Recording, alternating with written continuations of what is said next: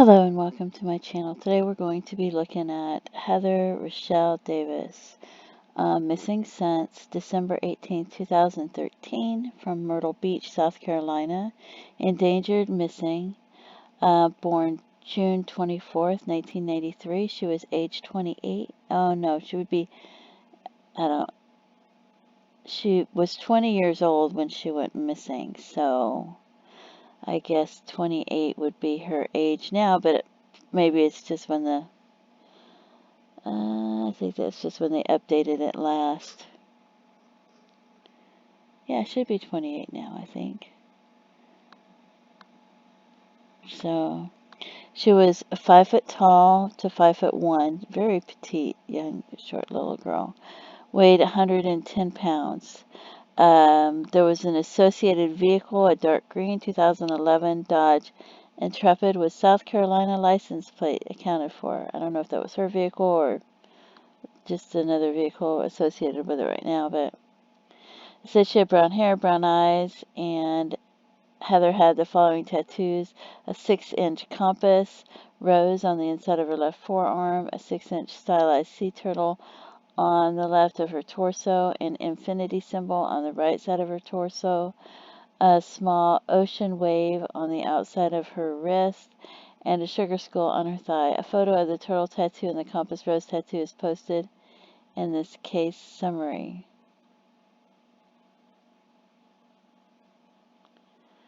So, and these are the details of the disappearances as listed on the Charlie Project. It says that she was last seen in Myrtle Beach, South Carolina at 2 a.m. on December 18, 2013. She went on a first date on the evening of December 17th, and her date dropped her off at her house in the 500 block of White River Drive just off River Oaks Drive. Heather called her female roommate, who was visiting relatives out of state, at 3 a.m. to tell her how the date went. The conversation ended at 3:41. This is the last time anyone spoke to her, and she's never been seen again. At 10:43 on December 19th, the day after she was last seen, Heather's dark green, so it's hers, 2011 Dodge Intrepid with South Carolina license plate was found locked and abandoned at the Peachtree Boat Landing along the Waccamaw River in Socastee. I'm probably not saying those right, but South Carolina. Her keys, her purse, her cell phone were missing from the car and hasn't been found. The place where Heather's car was parked is on the outskirts of Myrtle Beach and only about an 8-minute drive from her parents' house. She liked to go out on the water occasionally, but she never went out late at night. Heather was romantically involved with a 37-year-old married man, Sidney Moore, prior to her disappearance. Her roommate stated that the relationship had ended more than a month before her disappearance, but on the night that Heather went missing, there were several calls back and forth between her and Sidney. The final call was at 6 a.m. According to Heather's roommate, Heather was upset and crying, and she told her roommate that Sidney told her he was leaving his wife to be with her. Sidney denied this and said he hadn't seen her since October. Of course he's going to say that. He admitted he called her at 6 a.m. on December 18th, but said it was only to tell her to stop calling him. In January 2014, William Christopher Barrett and Garrett Ryan Starnes were charged with obstructing justice in Heather's case. Authorities stated neither man was actually involved in her disappearance, but both had interfered with the investigation and posted false information on social media. Barrett is a friend of Heather's father and allegedly tried to conduct a parallel investigation and search for Heather. He denied having meant any harm. On February 21st, both Sidney Moore and his wife of nearly 20 years, Tammy, were arrested for 2 counts of indecent exposure and 1 count of obstruction of justice each. Shortly thereafter, they were charged with Heather's kidnapping and then with her murder. Photos of the Moores are posted with this case summary. Investigators believe they kidnapped Heather and then murdered her at the Peachtree Boat Landing where her car was found. In March 2016, however, the charges of indecent exposure, obstruction of justice, and murder against the couple were dismissed. Sidney was tried for kidnapping in June 2016, but the jury was unable to reach a verdict and the case ended in a mistrial. He was later found guilty of obstruction of justice and sentenced to 10 years in prison. In 2018, Tammy was convicted of kidnapping and conspiring to kidnap Heather and sentenced to 60 years in prison. Authorities believe she and Sidney lured Heather to the Peachtree Boat Landing on the night of her disappearance in September 2019. Sidney was tried again in the case and found guilty of kidnapping and conspiracy to commit kidnapping. He was sentenced to 30 years in prison. Heather is described as a responsible young woman. She did not have a history of dropping out of sight. She is a graduate of St. James High School and had 2 waitressing jobs at the time of her disappearance, one at the Myrtle Beach House of Blues and the other at the Tilted Kilt Pub and Eatery. She had been offered a job as a makeup artist at a local salon and was supposed to start work the week of Christmas. According to her loved ones, prior to her disappearance, Heather had lived the life of an ordinary young woman. She was active on social media and had many friends. Foul play is suspected in her case due to circumstances involved. So, and here it is on Wikipedia. I love the Wikipedia information on different subjects because they usually have a lot. On December 17, 2013, Heather Elvis, born June 30th, 1993, of Carolina Forest, South Carolina, United States, went out for a first date with a man that ended when he dropped her off at her apartment the following morning at 1:15 a.m. At 1:44 a.m., Elvis called her roommate, Brianna Whirlman, who was visiting her family, to tell her how the date had gone. The date had been Heather's attempt to move on after a relationship with Sidney Moore, a repairman she had met through her job at a local restaurant that had ended 2 months earlier. The girls' conversation lasted approximately 10 minutes. Whirlman had advised Elvis against returning Sidney's calls and cautioned Heather not to do anything rash and to get some sleep. Heather's cell phone activity ends that day around 6 a.m. and she has not been seen or heard from since that morning. According to some accounts, Heather's disappearance had been a result of Moore's wife, Tammy, learning of her husband's affair. She sent Heather several confrontational text messages, but denies any role in her disappearance. Phone records show that Heather and Sidney's phones were used to call each other several times in the early hours of December 18th. He says the two did talk with each other briefly on 2 occasions, but also denies any wrongdoing, despite security camera footage showing a truck believed to be his driving to and from the boat landing where Elvis's car was found that evening. 4 months later, both Moores were charged with murder, obstruction of justice, and indecent exposure.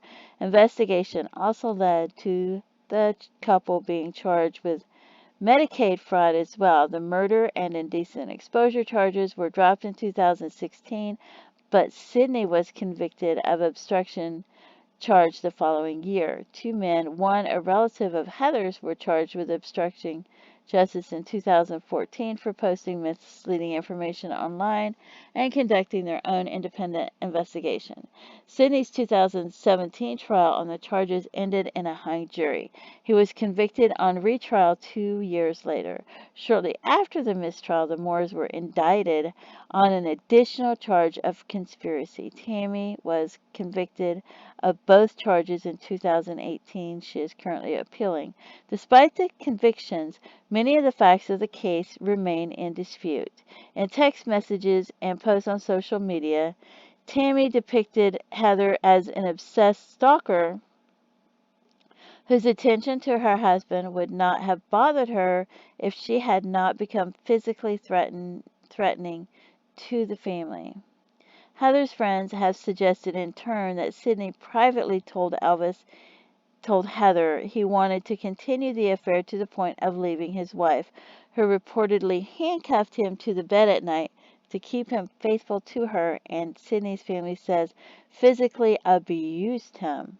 Sidney reported to the police several instances in which he was physically threatened while on bail from the murder charges and posts signs decrying harassment of his children on his property. Similarly, the Elvises held a news conference to denounce what they claimed was organized online harassment of them.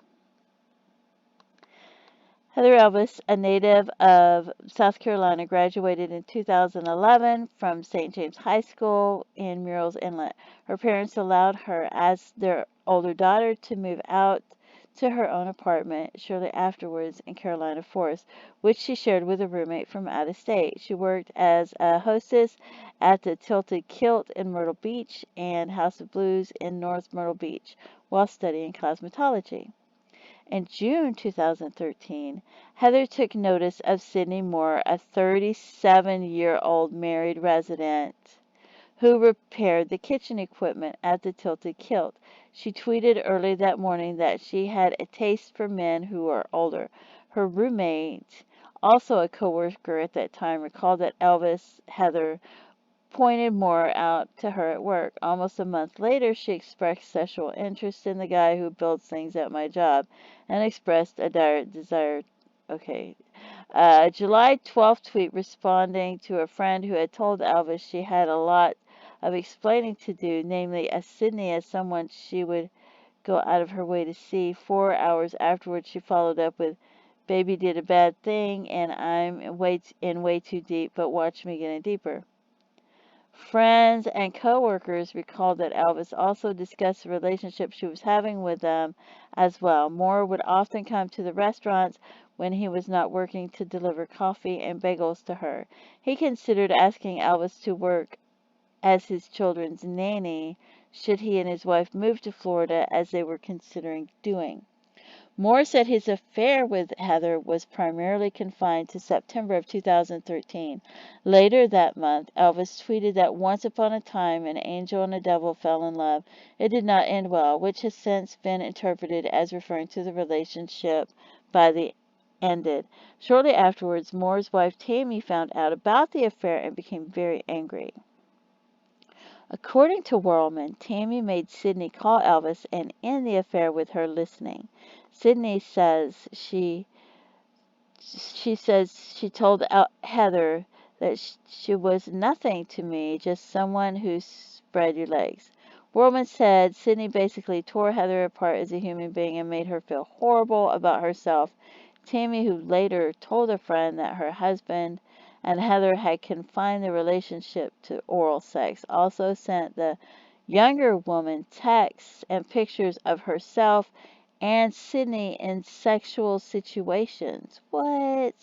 To make sure Sidney remained faithful to her, Tammy handcuffed him to the couple's bed every night. He said later changed his phone password to the only one she knew and accompanied him whenever he traveled outside the house. Sidney agreed to all these restrictions in order to save their marriage. Tammy also made Sidney get her name tattooed above his crotch. Whoa. However, Tammy continued to contact Elvis, texting her, "Hey, sweetie, ready to meet the missus?" Threatening her physically or implying that she is going to kill her husband on November 1st. Heather texts back she was no one you need to worry about with anymore. A text that said, "By the way, Dad no longer has his phone," presumably referring to Sidney, drew a period in response from Heather, her only direct response to the many messages she received from Tammy.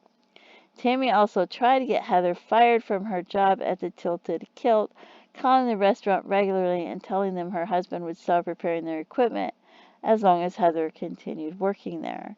At one point, Sidney reported managed to begin texting Heather again, telling her that his wife had not objected to the affair itself since she also had a lover, but to his lying about it. Heather asked him when he would have his phone back, and he said the relationship was over. She agreed, but said she wanted Tammy to stop calling the tilted kilt. I lost hours today because they sent me home after she kept calling, she wrote at one point. On November 5th, when Heather last saw Sidney, she retweeted a joke by comedian Daniel Tosh that seemed to be indirectly referencing the affair. Hey, married fellows, you can either cheat on your wife or murder her. Never both. That's when you get caught.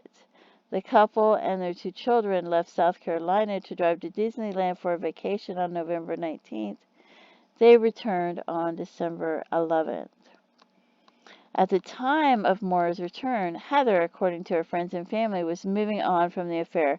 She had gotten a job at a beauty parlor in downtown Myrtle Beach starting just before Christmas, which she was eagerly anticipating and resolved, along with Whirlman, to begin attending church regularly. However, Heather had put on weight, and coworkers at the Tilted Kilt noted that her uniforms had gone up 3 bra sizes. Heather was concerned she had become pregnant, possibly by Sidney. Her manager at the Tilted Kilt said she had taken 1 pregnancy test, which came back as error. On the night of December 17th, Elvis went on a first date with another man.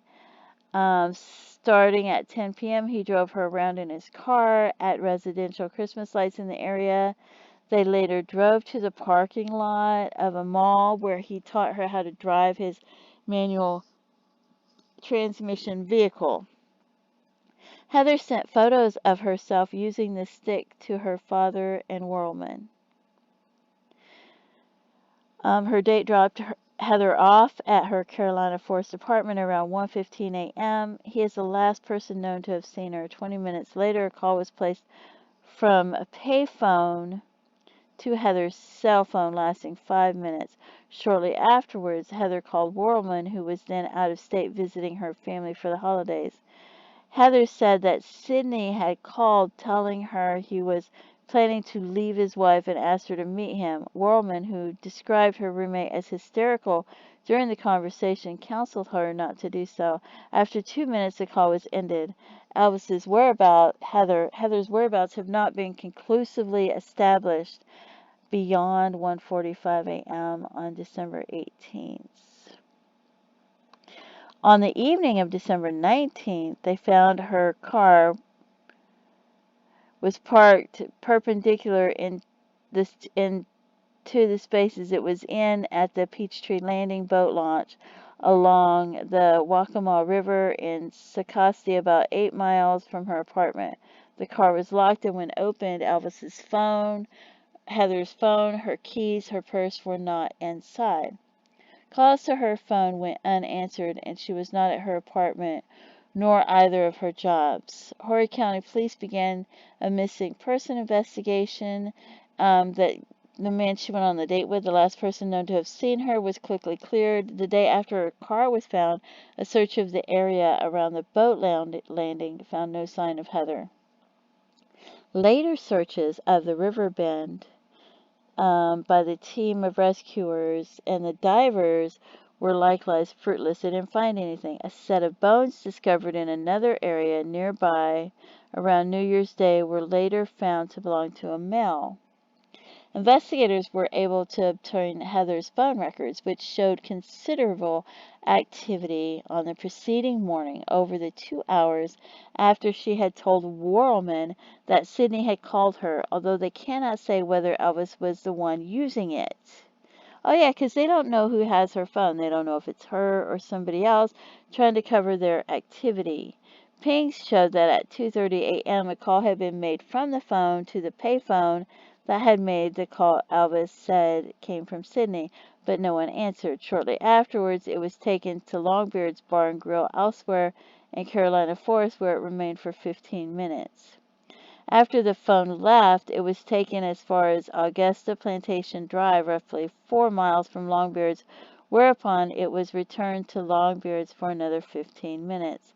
At the end of that time period, a call to Sidney's cell phone was placed from it, but was not answered. The phone appeared to be in motion, suggesting it had left Longbeard's.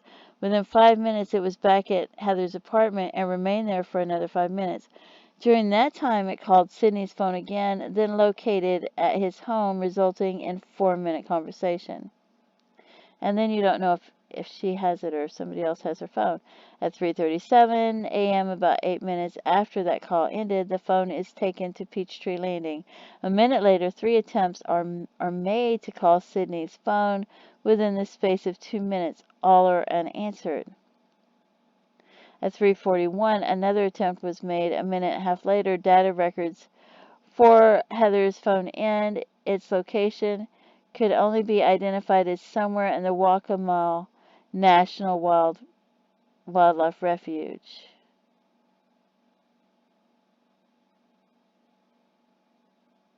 So somebody else could have her phone at the time. It could be you don't know if the two killed her, then one of them could have her phone and be calling the other one using her phone to call, but you don't know. Tammy and Sidney's phone records were also examined. There had been no communication between the two via those phones from November 2nd, the day Sidney would later testify he surrendered his phone to Tammy as a condition of remaining married until 4:37 a.m.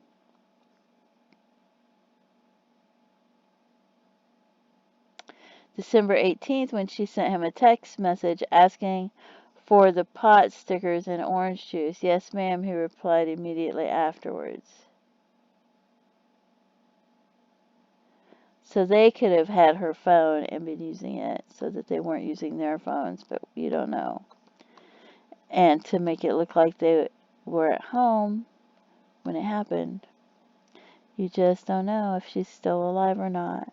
Police found video evidence further linking Sidney and Heather's activities in the early hours of December 18th. Surveillance video from Myrtle Beach Walmart showed that at 1:12 a.m. that night, Sidney entered the store, purchased cigars and a pregnancy test, and left after 7 minutes. Sidney did. Footage from a Kangaroo gas station on Joe White Avenue showed Sidney making the call from the payphone across the street to Heather's cell phone at 1:35 a.m.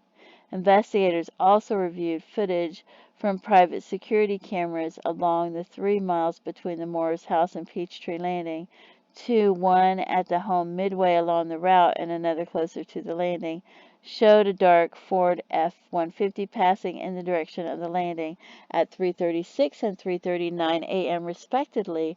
At 3:45 and 3:46, the vehicle returns going the opposite direction. Its license plate is not visible. However, after analysis and enhancement of the video by both the South Carolina Highway Patrol Accident Investigation Unit and the FBI, it was determined to be Sidney's and subsequently searched.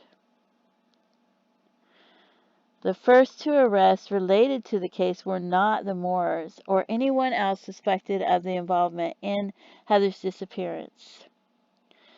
On January 28, 2014, William Christopher Barrett and Garrett Ryan Starnes were arrested and charged with obstruction of justice. Police said both men had posted information on social media about the case that was either false or misleading, and that the investigators had wasted time being diverted from the case when they looked into the post. Both were released after the posting bond, and charges against Starnes was dismissed in April, when the charging officer missed the preliminary hearing because he mistakenly believed the case had been continued. Starnes was indicted on the charge in July. Twice during February, Sidney told police that the people had fired at him or brandished weapons while he was driving on local roads with his family due to publicity over his possible role in Elvis's disappearance. In the former incident, Georgetown County deputy sheriffs who responded saw no signs that his truck had been hit, despite Sidney's claim that he had heard shells strike it. Sidney claimed later that in addition to those incidents, he had been followed and received threats against himself in his home, and the family pets had been killed and mutilated. Later, Sidney posted signs outside the family home lamenting the threats and the impact they had on his children, whom some of them, he said, had been directed at by name. On February 21st, police closed off the section of South Carolina Highway 814 next to the Moore residence to execute a search warrant for the property. After 11 hours in which enforcement searched thoroughly, the Moores were both arrested at home and charged with murder, kidnapping, obstruction of justice, and 2 counts each of indecent exposure. The latter charge resulted from sexually explicit images found on their phones that they were determined to have taken of themselves in public places. The obstruction charges against Sidney were later specified as resulting from his earlier denial of his use of the payphone, a claim he retracted only when confronted with the security camera footage from the gas station showing him making the call. At a news conference announcing the arrest, police did not go into detail about what the evidence supported the murder and kidnapping charges. The Moores posted the $20,000 bond set for the obstruction and exposure charges, but later waived the bond on the kidnapping charges in favor of the murder charges, on which they were initially held without bond. A month after the arrest, the court imposed a gag order on all participants in the case. Investigators also announced they would later be making additional charges unrelated to Heather's case that instead involved financial discrepancies filed with the state of South Carolina on behalf of the occupants of the residence. In June, these charges were formally filed as related to Medicaid fraud. Investigators said that on a 2007 application for benefits that exceeded $10,000, the Moores had failed to disclose the income from their business. In the wake of the arrest, the Moores drew heavy support on social media. Tammy and Sidney had disparaged Heather as a stalker beforehand on various sites, particularly their Facebook pages, suggesting the police had framed them and were protecting the real killers. The Elvis family tried to fight back but felt overwhelmed. At one point, they barred a local newspaper which had repeated in its coverage some sort of allegations made against them from a news conference they held discussing the online harassment.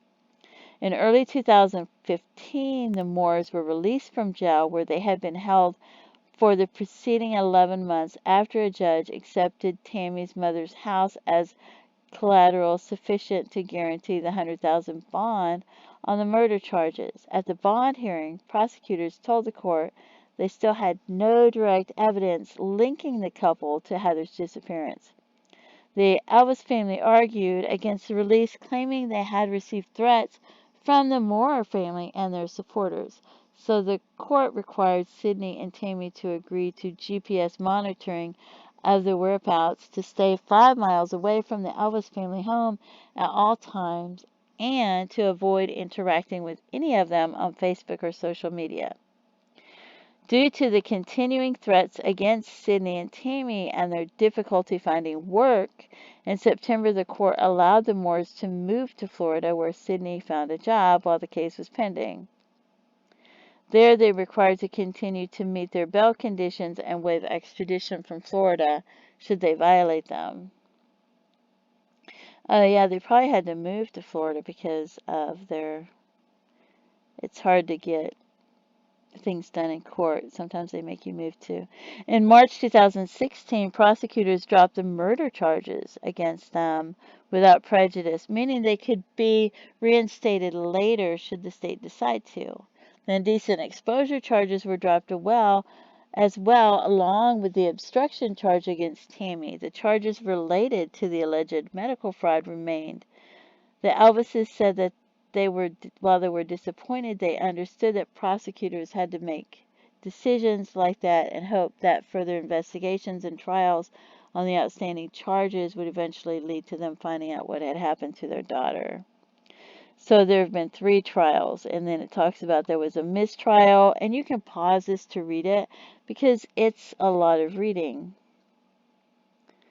So they had a mistrial, and then there was obstruction of justice, it talks about, and then the kidnapping and conspiracy. Well, right here it says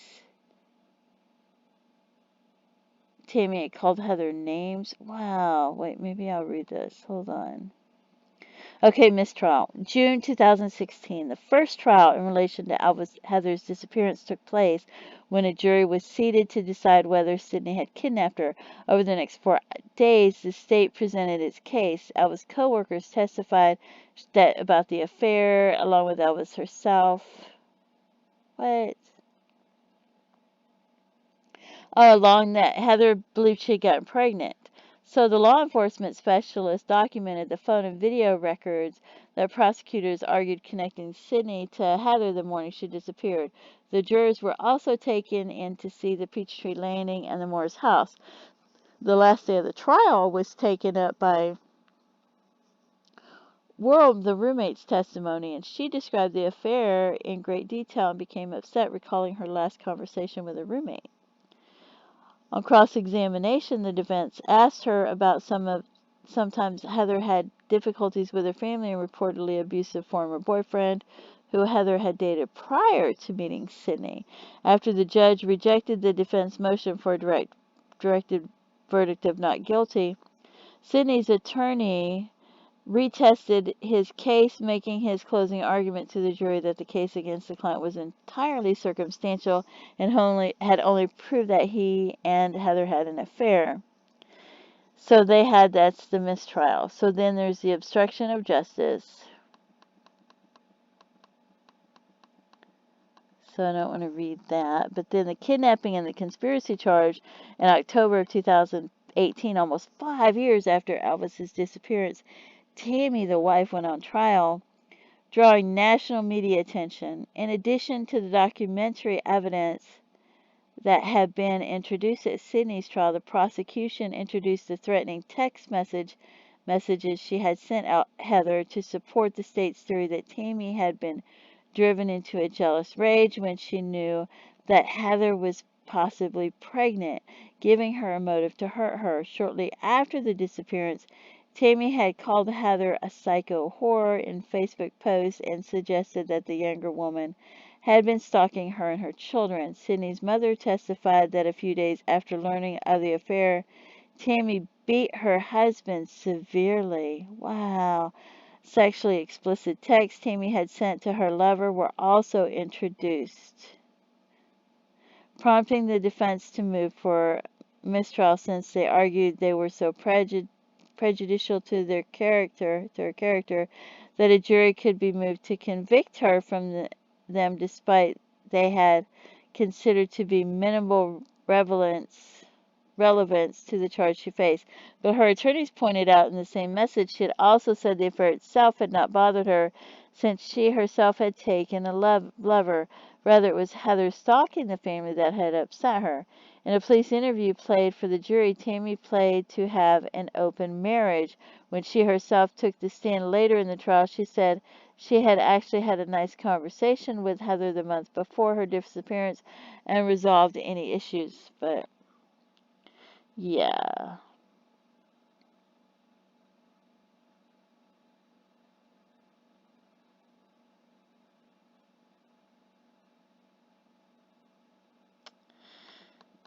So yeah, you can read more on that. So, but it sounds pretty bad so far.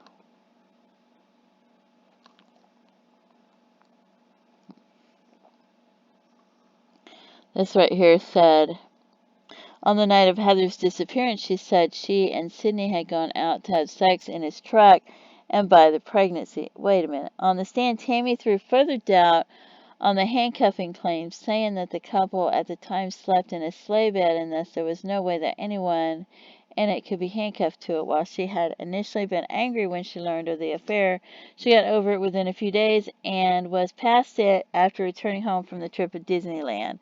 On the night of Heather's disappearance, she said her and her husband had gone out to have sex in his truck and they went together to buy the pregnancy test. So there was both of them there. Since they had been trying to have another child, ooh, and she had miscarried while in jail. The test came back negative. After returning to the house at 3:10 a.m., Tammy did not go right to bed since she still had to work to do around the house after returning from the long vacation.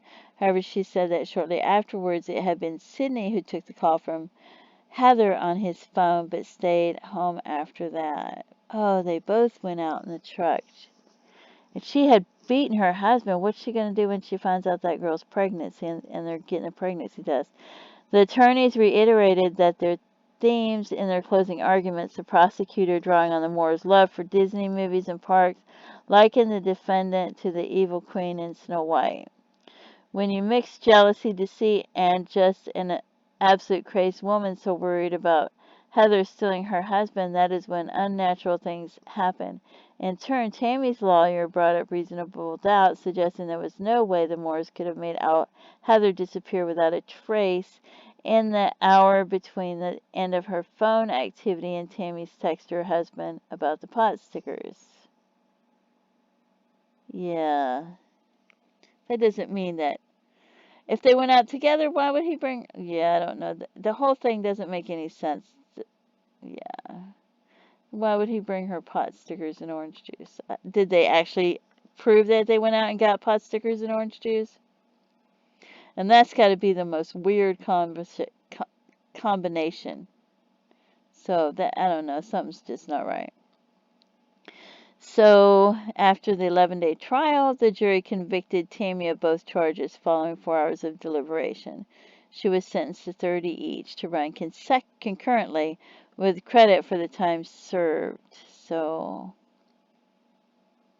in September, I'm skipping ahead, you can pause this to read it if you want. In September of 2019, her husband was also found guilty of kidnapping Heather and sentenced to 30 years. So,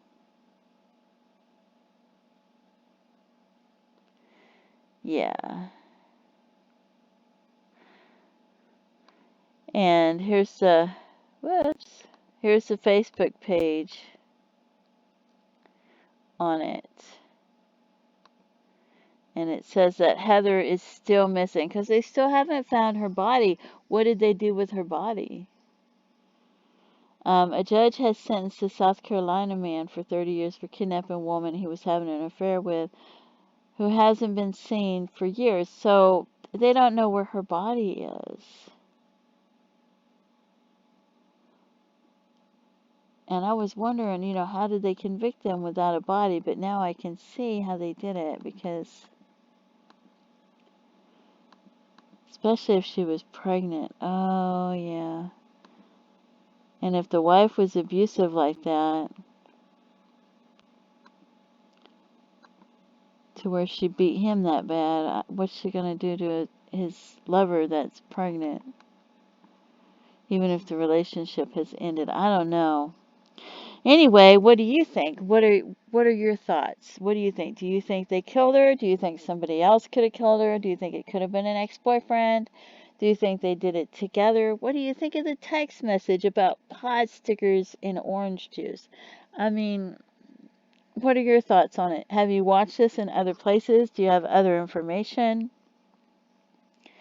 Just please feel free to leave comments. And I'm just a small YouTube channel, and I greatly appreciate my viewers.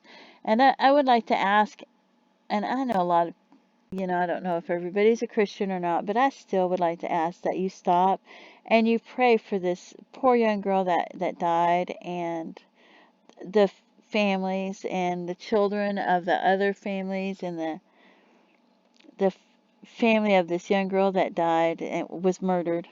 And pray that they find her body and they find the evidence as well. Anyway, I thank you so much for tuning into my channel, and have a great day. Bye-bye.